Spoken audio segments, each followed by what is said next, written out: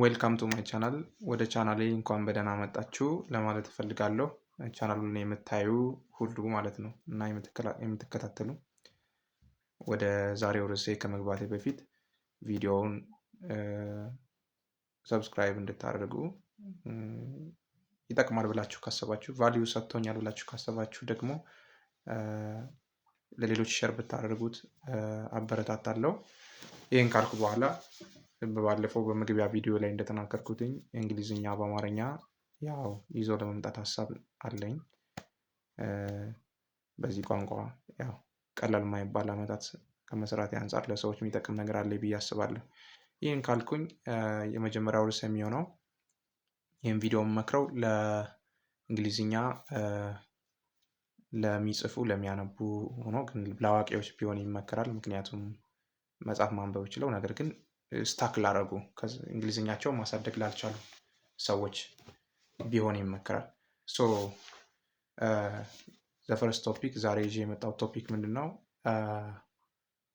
ከየት እንጀምር? እንግሊዝኛን በደንብ ለማቀላጠፍ በደንብ ለማውራት ከየት ብንጀምር፣ ከየት ብናጠና ጥሩ ነው የሚለውን እንደገና ደግሞ ለምን ያህል ጊዜ ብናጠና ፐርፌክት እንሆናለን። ፐርፌክት ሳይሆን ቤዚክስ። የቋንቋ ባለሙያዎች ከሶስት ነው የሚከፍሉት፣ ቤዚክስ፣ ኢንተርሚዲየት እና አድቫንስ ብለው ነው የሚከፍሉት። የትኛውን ቋንቋ እንግሊዝኛን ብቻ ሳይሆን ማለት ነው። እና ቤዚኩን በእንግሊዝኛ በደንብ ማውራት መቻል ለመጀመር ስፒኪንግ እና ደግሞ ራይቲንግ የበለጠ ብዙ ጊዜ ይወስዳል። ግን ስፒኪንግ የቱ ጋር እንጀምር የሚለውን አኮርዲንግ ቱ ማይ ኤክስፒሪየንስ እንደ ኤክስፒሪየንሴ ከፓርትስ ኦፍ ስፒች ብንጀምር ጥሩ ነው ብዬ እላለሁ። ፓርትስ ኦፍ ስፒች ምንድን ናቸው? ናውን፣ አድጀክቲቭ፣ ፕሮናውን ኤንሶ እነዚህ የሚባሉት ማለት ነው። እና ናውን፣ ቨርብ፣ ፕሮናውን፣ አድጀክቲቭስ እነዚህ የሚባሉት ማለት ነው ፓርትስ ኦፍ ስፒች ይባላሉ። በእነዚህ ብንጀምር ጥሩ ነው። እነዚህን ከየት እናገኛለን? የትኛውም የእንግሊዝኛ ኮንቨርሴሽን መጽሐፍቶች ላይ እናገኛቸዋለን። ስልኮቻችንም ላይ ስማርት ስልኮች ላይ ዛሬ ማግኘት ይቻላል። ለምሳሌ እንግሊሽ ግራመር ብላችሁ ብትገቡ ፓርትስ ኦፍ ስፒች ብላችሁ ሰርች ብታደረጉ ስልኮቻችሁ ላይ ዝርግፍ አድርጎ ያመጣላቸዋል። ናውን፣ ፕሮናውን፣ አድጀክቲቭ፣ ቨርብ። ከቨርብ ብንጀምር ጥሩ ነው ብዬ አስባለሁ። ለምሳሌ ቨርቦች ምንድን ናቸው? የድርጊት ቃላትን የሚገልጡ አክሽን ወርዶች ናቸው ቨርቦች፣ ያው እንደምናውቀው ማለት ነው። እና ለምሳሌ በአማርኛ መስበር፣ ብሬክ፣ መስበር ቢሆን ያው መስበር ስለሆነ ትርጉሙ ብሬክ፣ በብሬክ ብዙ ነገር መስራት መለማመድ ትችላላችሁ። ለምሳሌ ዊ ብሬክ ዘ ዶር፣ ዊ ብሬክ ዘ ብሬድ፣ ዊ ብሬክ ኤንሶን። በዛውም ንግግራችሁንም ፕራክቲስ ታደርጉበታላችሁ ማለት ነው። በቨርብ ብቻ ፕራክቲስ እያደረጋችሁ የአንዱን ቨርብ ፋሚሊ እየጨርሳችሁ ቨርብ ቱ ቢ ሌሎችንም እንደዚሁ ፕራክቲስ ማድረግ ይቻላል ማለት ነው። ስለዚህ አንዱን ፓርትስ ኦፍ ስፒች ለምሳሌ ቨርብን ከጨረሳችሁ በኋላ ወደ ናውን መሄድ ይቻላል። ናውንን ከጨረሳችሁ በኋላ ደግሞ ወደ ፕሮናውን፣ ወደ ሌሎች። ይህንን እያደረግን ደግሞ ለምን ያህል ጊዜ ብናጠና ጥሩ በደንብ ቤዚኩን እንችላለን? ለ3 ወር የተመጠነው ጊዜ 3 ወር ነው፣ ወይም ለ90 ቀን። ይሄ በጥናት ብዙዎች የቋንቋ ስኩሎች የሚናገሩት ነው። ኢምፕራክቲስም ደግሞ ከተገበር ነው ይሰራል። ግን ሁል ጊዜ በየቀኑ ለሆነ ያህል ደቂቃ ከ5 ደቂቃ ጀምሮ እስከ 30 ደቂቃ ሊሆን ይችላል፣ ለሆነ ያህል ጊዜ ለእንግሊዝኛ ዴዲኬት አድርገን መስጠት አለብን ማለት ነው። እና እነዚህ ነገሮች ካደረግን እንግሊዝኛችን እንደ ማንኛውም ሰው ያድጋል ማለት ነው። ስለዚህ እንግሊዝኛችንን ደግሞ ይህንን ሁሉ እያደረግን አንዳንድ እንቅፋቶች የሚያጋጥሙን ከሆነ እንግሊዝኛችንን በአማርኛ እያጠናን እንቀጥላለን ማለት ነው። እና there are many tips and hacks how to study English። ብዙ እንግሊዝኛ እንድናጠናባቸው የምንችለው ቲፕስ እና ሀክስ አሉ። ደስ የሚለው ማጥናትና ማወቅ የፈለገ ሰው የትኛውም ነገር ቋንቋ ብቻ አይደለም። ይሄ ዘመን ያው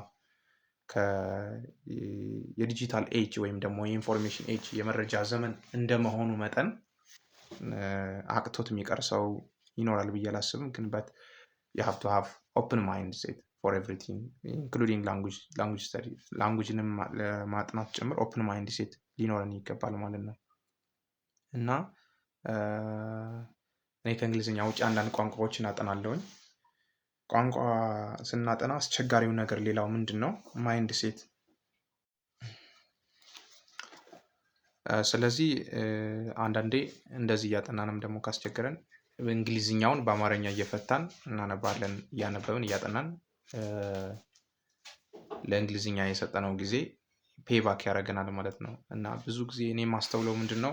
ብዙ ሰዎች ምን ይሉኛል ሲያገኙኝ፣ በአንድ ጊዜ በአንድ ቀን በሆነ ሳምንት በሆነ እንትን መቻል ነው ሰው ሁሉ የሚፈልገው ማለት ነው። እንደዛ የለም። ኢንፕራክቲስ እንደዛ አይሰራም።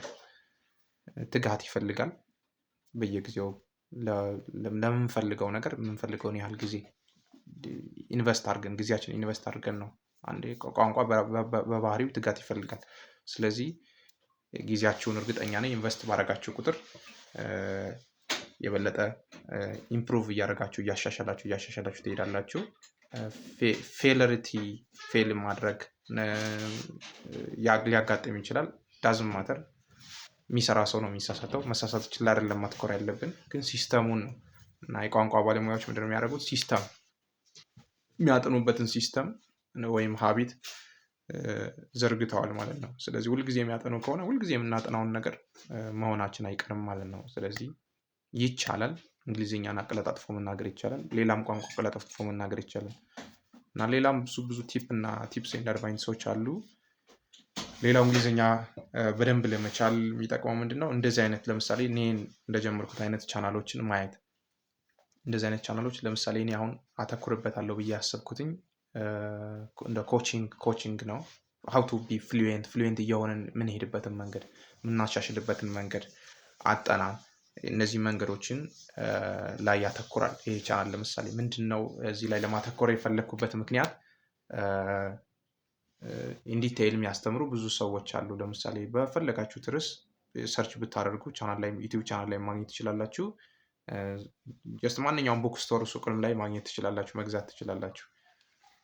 ስልኮች ላይ ያሉ አፖችንም ማግኘት ትችላላችሁ። ግን ሲስተሞችን የአጠናን ሲስተሞች፣ ቲፕስ ኤንድ አድቫይስ፣ ምክሮችን፣ የተለያዩ መንገዶችን ግን ኤክስፔሪንስ ያለው ሰው ሼር ሲያደርግ የበለጠ ትጠቀማላችሁ። ስለዚህ እንደዚህ አይነት ቻናሎችን ፎሎ ብታደርጉ፣ ሰብስክራይብ ብታደርጉ ትጠቀማላችሁ ብዬ አምናለው። አንዳንዴ ሰዎችን በተናጠል ማስተማር፣ በተናጠል የሆነ ነገር ማድረግ የሚከብዳልም። ብዙ ሰዎች ሲያገኟችሁ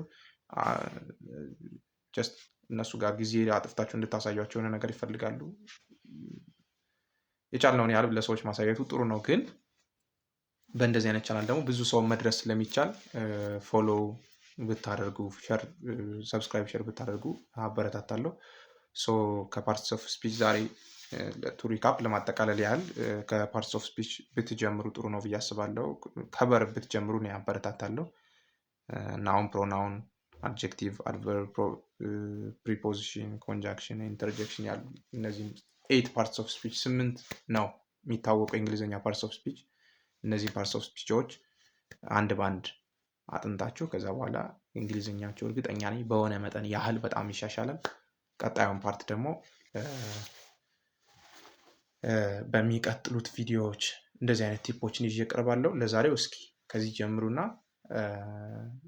ፍላጎቱ ያላችሁ እንግሊዝኛችሁን ማሻሻል የምትፈልጉ ይህን አድርጉ።